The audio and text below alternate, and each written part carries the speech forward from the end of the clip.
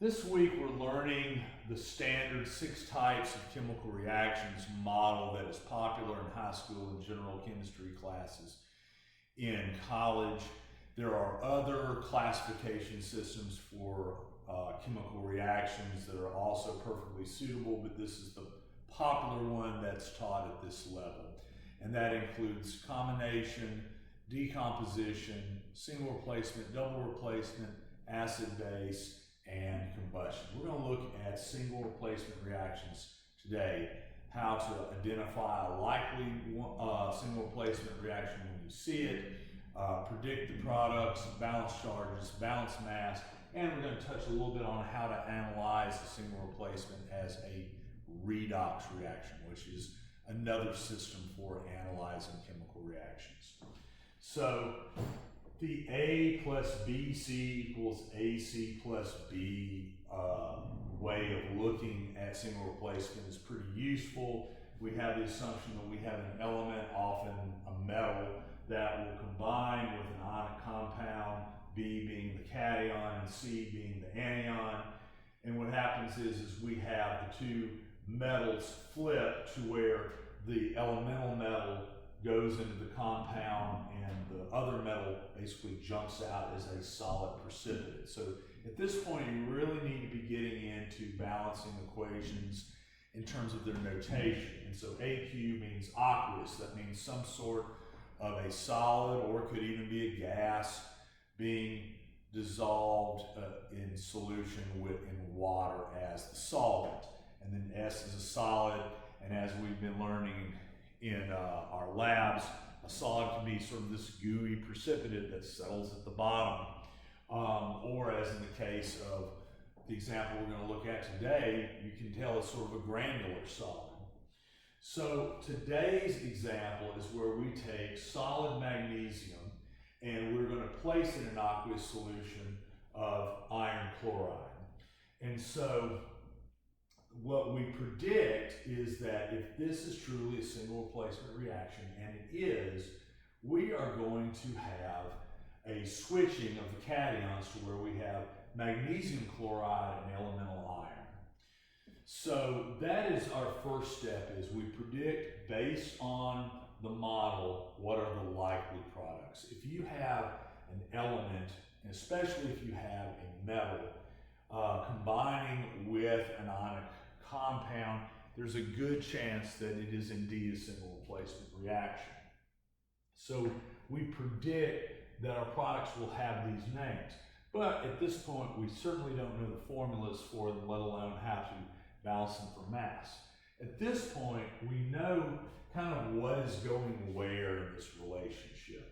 From there, we need to look at it in terms of electrostatic charges.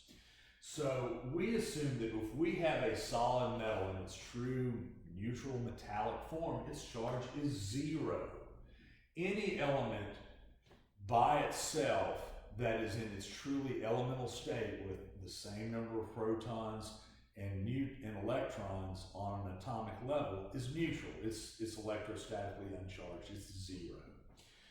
Whereas in this case, we assume this indeed has to be iron 3 chloride, because chloride, like all anions, keeps its charge under normal conditions. And so if there are 3 negative 1s and we only have 1 iron, he has to be a positive 3 to balance that, so that we have no net neutral charge, or we have a net neutral charge of 0. So we know that this is an iron 3. So we assume, because for 2 reasons, chlorine will not change its charge, and magnesium, being a representative alkaline earth metal, will always have a +2 charge if it's in a compound. We assume that it will be +2, and to offset the minus of each chlorine, there needs to be 2 chlorines. So a +2 combined with 2 negative 1s gives us a neutral magnesium chloride. We also can make the assumption that iron will reduce down to its elemental form. It will just simply be a solid. So we have balanced the charges. That way we have the actual appropriate formulas in this particular case. We know what the formula for one molecule of magnesium chloride has to be. So, and we have to do this before we balance mass, or we have a mess and an incorrect balanced equation. So now that we assume that we have elemental magnesium combining with iron 3 chloride to make magnesium chloride and iron, we are now prepared to balance for mass. We need to account for the fact that we have an inequality of 3 chlorides on this side and 2 chlorides on that side. So when we have an inequality, we assume that's what we need to balance first. And so the lowest common denominator of 2 and 3 is 6. So if we take 3 of these magnesium chlorides with its 2 chlorides, we have 6 chlorides. That means that over here with iron chloride, with there being 3 chlorides, we need 2 of them to make 6 more. At this point, we sort of crisscross because we have put a 2 in front of this iron 3 chloride. That means we have 2 irons. We need to put a 2 over here to ensure that we're balancing mass for iron. And then conversely, because we have 3 magnesiums on this side, we get after the magnesiums on that side. So we have predicted the products for this single replacement reaction. We have written the base formulas for each of the products based on balancing charge. And now we have balanced for mass. So the final thing that we do, at least at this point in the semester, is we can also take a look at a type of analysis of charge, if you wish to call it that way. It's called redox. And redox is short for reduction oxidation reactions. We'll get far more into this later, but we're going to at least touch base on it today.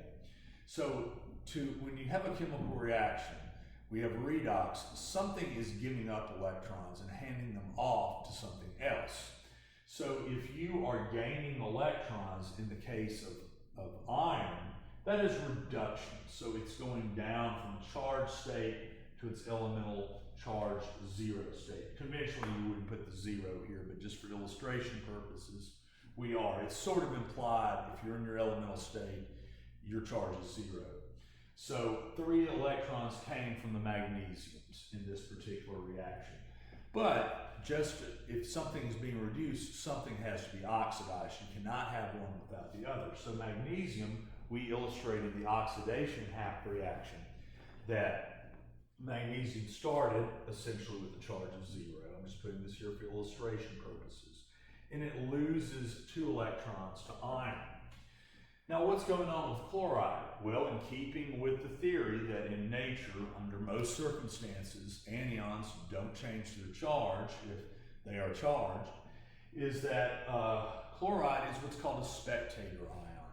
It is not changing its charge and thus is a spectator of what's really going on. So these essentially are the half reactions of what are collectively known as the redox system. So redox can be analyzed for not only just illustrating where the electron's going and why is this reaction happening, but it also is very useful in discussing things like how chemical reactions can function as electrochemical cells like a battery. Also, it can get us further into the way that chemical reactions not only obey the law of conservation of mass, but also obey the law of conservation of energy, and we'll be getting into that later. So finally, real quick, let's take a look at this actual reaction and see what does a single replacement reaction of this type look like. Let's find out.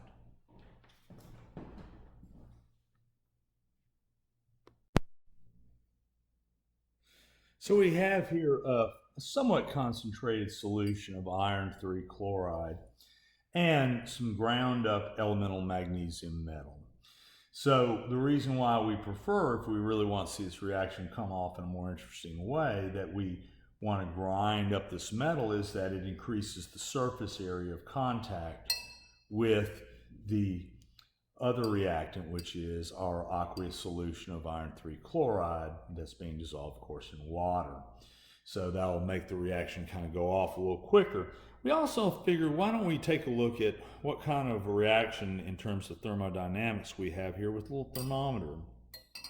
So we are right around what are called standard conditions, not standard temperature, but standard conditions of around the modern idea of room temperature, which is 25 degrees Celsius, and we're close to 1 atmosphere of pressure, maybe something like 0.99. So we add this magnesium, and we see very quickly we have a pretty rigorous reaction happening. And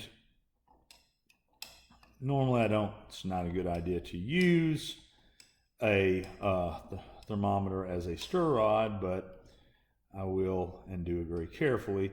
And so the temperature is going up somewhat because this is an exothermic reaction. It is releasing heat. So because this isn't insulated, it's not covered, a lot of the heat is escaping outside the system to the surroundings, so we're not capturing all the heat by the thermometer, but it is going up to almost 30 degrees at this point. So this is indeed a case where we have a net loss of energy. Now, if we wanted to describe this reaction in terms of obeying the law of conservation of energy, we would really get out a calorimeter and really try to have an insulated environment that captures the heat as much as possible. And that way we could measure energetically how energy is being exchanged between the reactants and the products. And that's something that we'll be doing later this semester. So all this reaction is not anywhere near complete. It does seem to be going off pretty vigorously. Let's check back in a few minutes and see what it looks like then, and we can assume that we've got some iron that has settled at the bottom as a precipitate. I made sure that we had a much higher concentration of the iron nitrate than we do the magnesium. So basically all the magnesium should be consumed and put into solution and become what is essentially magnesium chloride in an aqueous solution with our iron at the bottom. Although it may take a few minutes for all those magnesium ions to find their appropriate chloride ions and react and form a new compound. And we're at 36 degrees right now, so definitely we've got something exothermic happening. Let's take a pause and we'll see what happens in a few minutes. We let a few minutes go by, and now this reaction is really cooking with gas. We're now almost at 60 degrees Celsius, so the temperature has more than doubled in about the last 6 or 7 minutes, and this is getting a pretty vigorous. This is pretty hot to my hand right now. So if this were well insulated, you can only imagine what the temperature would be. It'd be getting close to boiling point, probably, if this were really insulated and covered. So this is actually a pretty strongly exothermic reaction. It took a little bit to get going, but once it did, it really has become quite vigorous. So let's just keep following and see what happens. Where we are is we have definitely precipitated some iron out of the reaction that we had a little while ago between magnesium and iron chloride.